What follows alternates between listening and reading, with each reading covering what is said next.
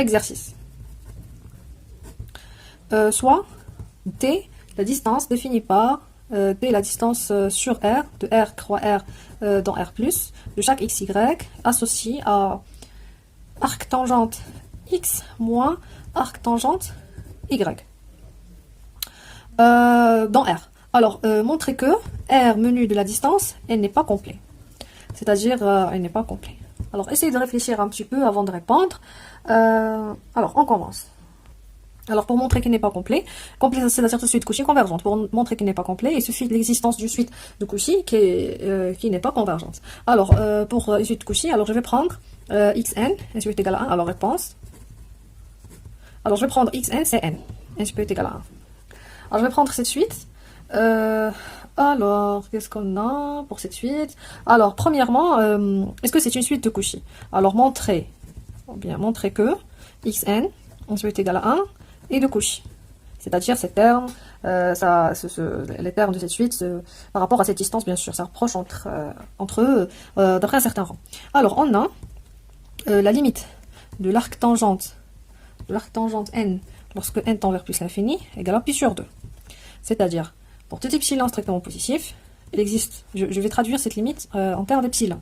Quel que soit l'epsilon soit positif, il existe un rang appartiennent à n, tel que si je dépasse ce rang, j'ai quoi? Alors j'ai cette limite égale à pi sur 2, mais cette limite d'après cette distance, c'est-à-dire la distance entre arc tangente n et pi sur 2 inférieure à epsilon.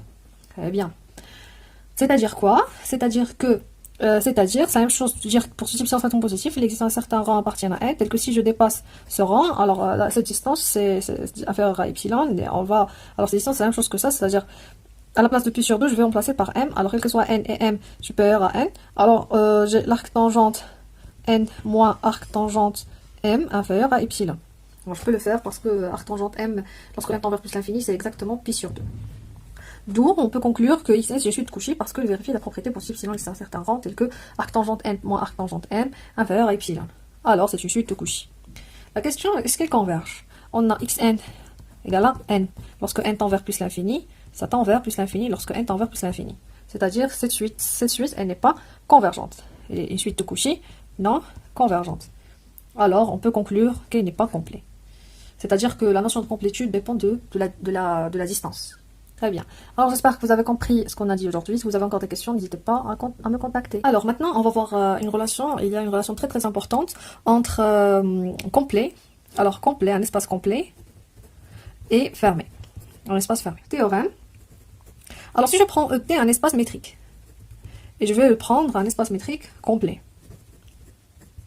Alors, F, inclus dans E, non vide, venu de la distance induite par F, une partie non vide, venue de la distance induite par F. Alors, F est complet, si seulement si F est fermé.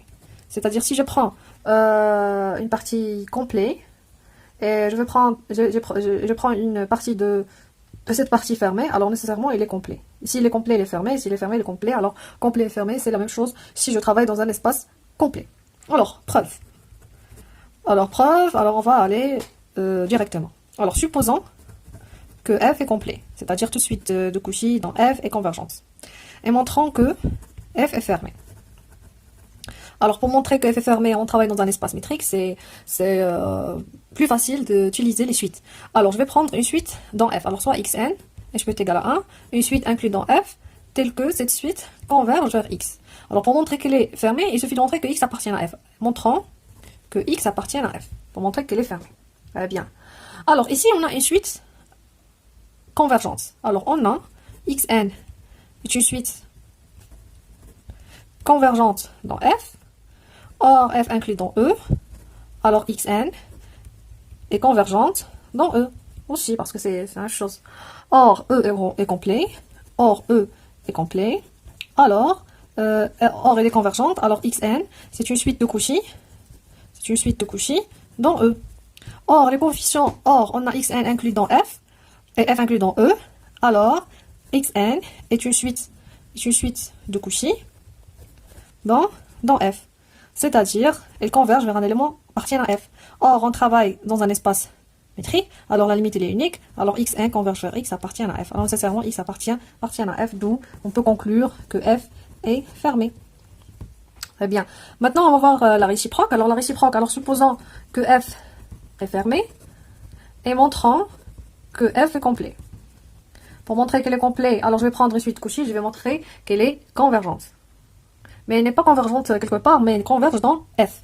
Alors soit xn, et je peux être égal à 1 de Cauchy dans f.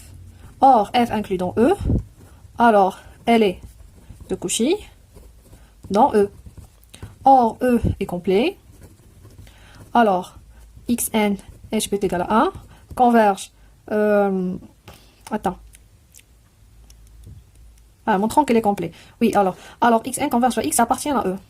Or, xn inclus dans f, et f est fermé, et xn converge vers x, alors nécessairement x appartient à f.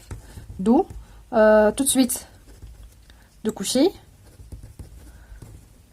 dans f, alors d'où tout de suite de Cauchy dans f, converge vers un élément de f. Alors on peut déduire que f est de Cauchy, est complet.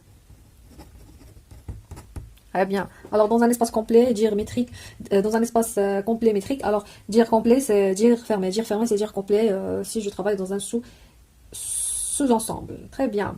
Alors, maintenant, on va voir une propriété très importante, ça s'appelle la propriété du segment emboîté. Mais on va pas faire la démonstration, bien sûr, parce qu'elle est un petit peu longue, mais vous pouvez chercher cette propriété parce que c'est très, très hyper important. Théorème. Alors, il dit quoi ce théorème? Alors, si je prends un espace métrique, alors ET, un espace métrique, et qu'est-ce qu'il dit? Alors, ET est un espace complet, si et seulement si, pour tout de suite décroissante Fn, quel que soit Fn, n supérieur est égal à 1, c'est une suite décroissante telle que les Fi sont des fermés bornés, sont des parties de fermés bornés non vides, tel que vérifier une petite condition, tel que le diamètre de Fn, c'est-à-dire c'est quoi le diamètre? C'est la plus petite, le diamètre c'est la plus grande distance entre deux éléments de Fn. Ça, celui-là, le diamètre de Fn tend vers 0 lorsque n tend vers plus infini.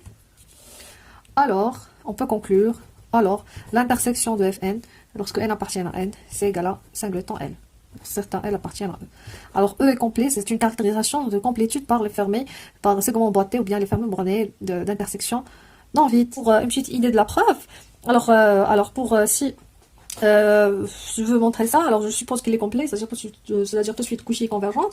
Normalement, elle appartient à eux, c'est celui-là. Alors je vais prendre ensuite Cauchy, mais puisque j'ai déjà une intersection des suites décroissantes du parti de fermé de E, alors puisque c'est décroissante, alors le plus grand c'est Fn, le plus petit c'est Fn-1 jusqu'à je trouve F0.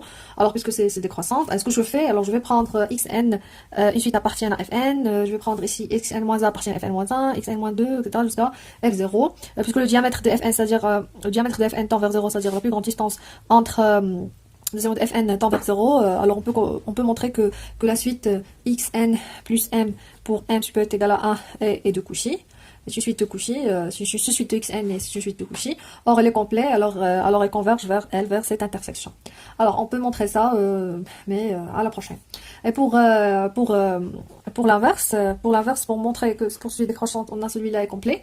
Alors je vais prendre une suite de Cauchy, alors soit xn, une suite de Cauchy dans E.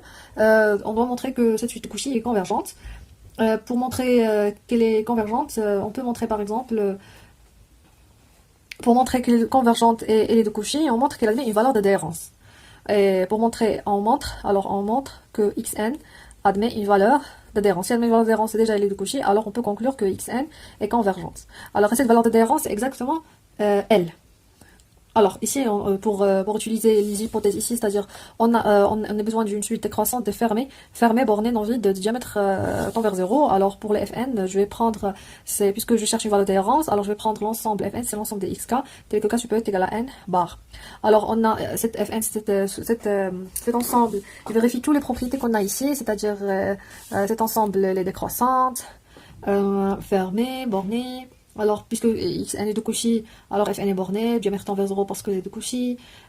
Aussi, alors, puisque borné tend vers 0, alors on peut conclure que l'intersection des fn est différente de vide, c'est égal à exactement L.